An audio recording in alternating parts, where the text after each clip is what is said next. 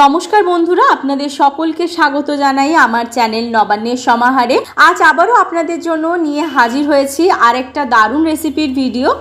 আটা, ময়দা, সুজি ছাড়াই ঘরে থাকা মাত্র এই দুটো উপকরণ দিয়ে বানিয়ে ফেলুন এরকম ফুলকো ফুলকো লুচি।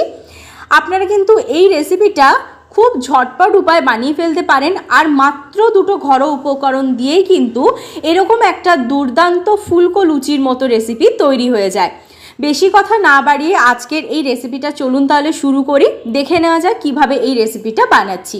রেসিপিটা বানানোর জন্য প্রথমে এখানে একটা মিক্সিং জার নিয়ে নিয়েছি। তার মধ্যে আমি অর্ধেকটা নারকেলের কালো অংশটা বাদ দিয়ে এই অংশগুলোকে কুচি কুচি করে নিয়ে এর মধ্যে দিয়ে দিলাম, আর এর মধ্যে দিয়ে দিচ্ছি অল্প একটু জল। এবার এর একটা পেস্ট আমি তৈরি করে নেব। এবার অপর দিকে আমি নিয়ে নিয়েছি একটা পাত্র, তার মধ্যে দিয়ে দিচ্ছি চালের গুঁড়ো। এই কাপ মেপেই কিন্তু 2 কাপ এখানে আমি চালের গুঁড়ো ব্যবহার করব। প্রথমে দিয়ে দিলাম 1 কাপ, এবার দেখুন আবারও এই কাপ মেপেই আমি বাকি 1 কাপ চালের গুঁড়ো এর মধ্যে ব্যবহার করছি। টোটাল 2 কাপ চালের গুঁড়ো এখানে আমি ব্যবহার করছি। দেখুন চালের গুঁড়োটা দিয়ে দিলাম। চালের গুঁড়ো দিয়ে দেওয়ার পর এর মধ্যে আমি ব্যবহার করছি নুন, আর দিয়ে দিচ্ছি কিছুটা পরিমাণ জোয়ান। এবার এগুলোকে ভালো করে শুকনো অবস্থায় মেখে নিচ্ছি। মেখে নেওয়ার পর এখানে কিন্তু আমি দিয়ে দিচ্ছি যে নারকেলটাকে পেস্ট করে নিয়ে এসেছিলাম সেটা, সেই নারকেলটা এর মধ্যে দিয়ে দিচ্ছি। দিয়ে ভালো করে সমস্তটা আবারও মেখে নিচ্ছি। আর এই মুহূর্তে কিন্তু আমি সাদা তেল ব্যবহার করব না, সাদা তেলটা আমি পরে ব্যবহার করব। এবার এর মধ্যে একদম দিয়ে দেব গরম জল। গরম জল দিয়েই কিন্তু ডোটা তৈরি করতে হবে, উষ্ণ জল হলে হবে না। জলটা যেন ভালোই গরম থাকে। দেখুন বেশ ভালোই গরম রয়েছে, ধোঁয়া উঠছে। এরকম জল দিয়ে আলতো হাতে ভালো করে কিন্তু এটাকে মেখে নিতে হবে। একটা ডো আমি তৈরি করে নিচ্ছি। অল্প অল্প জল দেবেন, একসাথেই সমস্তটা জল দিয়ে দেবেন না। এবার দেখুন অল্প অল্প জল দিয়ে কিন্তু আমি ডোটা আস্তে আস্তে তৈরি করে নিচ্ছি। দেখুন আমি কিন্তু ভালো করে ডোটা মেখে নিয়ে একদম চলে এসেছি। এবার এর মধ্যে আমি দিয়ে দিচ্ছি অল্প পরিমাণ সাদা তেল।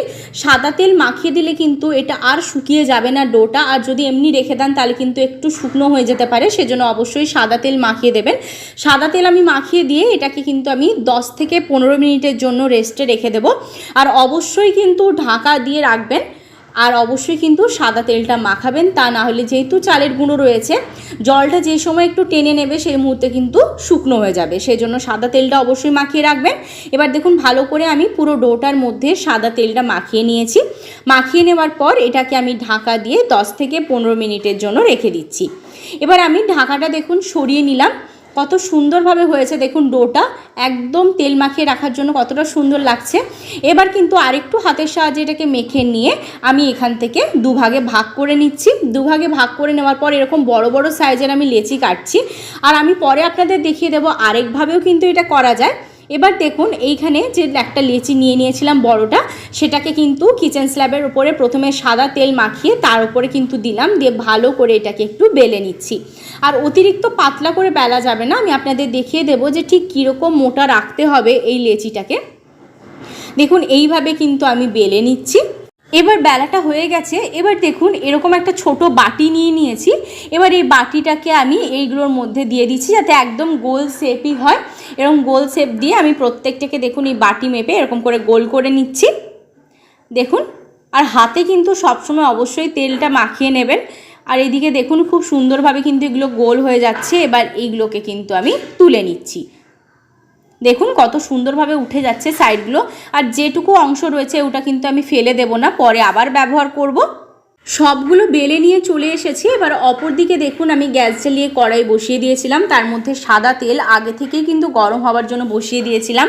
তেলটা গরম হয়ে গেছে। এবার ফ্লেমটাকে একদম লো টু মিডিয়ামে করে দিয়ে আমি এক এক করে এই লুচিগুলোকে কিন্তু ভেজে নিচ্ছি। আর একটু এইভাবে আলতো হাতে চেপে চেপে দিলেই দেখবেন কত সুন্দরভাবে এটা ফুলে উঠছে। আমি আপনাদের দেখাচ্ছি যে দেখুন কতটা সুন্দরভাবে ফুলে উঠছে। হয়তো আপনারা বুঝতে পারছেন যে কত দারুণভাবে এটা ফুলে উঠেছে। এরকমই কিন্তু প্রত্যেকটা লুচি খুব ফুলকো ফুলকো হবে। দেখতেই পাচ্ছেন কত সুন্দরভাবে ফুলে উঠেছে। দেখুন এইভাবেই আপনারা যদি করেন তাহলে কিন্তু প্রত্যেকটা লুচি এরকম ফুলকো ফুলকো হবে।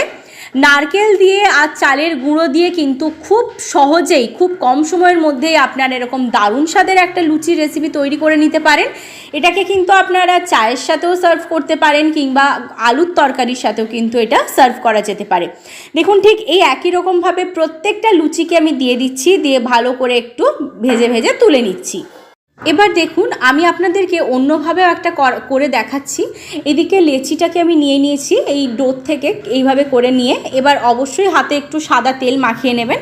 এবার মাখিয়ে নেওয়ার পর এই যে লেচিটা নিয়েছি এরকম ছোট সাইজ করে, এবার হাতের সাহায্যে কিন্তু এইভাবে একটু আস্তে আস্তে এইভাবে টিপে টিপে দিয়েই কিন্তু এটাকে আমি করে নিচ্ছি। আপনারা চাইলে বেলেও নিতে পারেন, যেটা প্রথমে আমি আপনাদের দেখিয়েছিলাম, আর আপনারা চাইলে কিন্তু এইভাবেও করে নিতে পারেন। খুব সুন্দরভাবে হয়ে যাবে। হাতে করলেও যে হবে না তা নয়, হাতের সাহায্যে করলেও খুব সুন্দরভাবে কিন্তু হয়ে যাবে। এইভাবেও আপনারা করতে পারেন কিংবা আগে যে পদ্ধতিটা দেখিয়েছি সেইভাবেও কিন্তু করে নিতে পারেন। দেখুন কত সুন্দরভাবে তৈরি হয়ে গেল। এবার এইভাবে প্রত্যেকটা লুচি আমি তৈরি করে নিয়ে ভেজে নিয়ে আপনাদের সামনে চলে আসছি। দেখুন প্রত্যেকটা লুচি আমি তৈরি করে নিয়ে চলে এসেছি, কতটা দুর্দান্ত দেখতে লাগছে।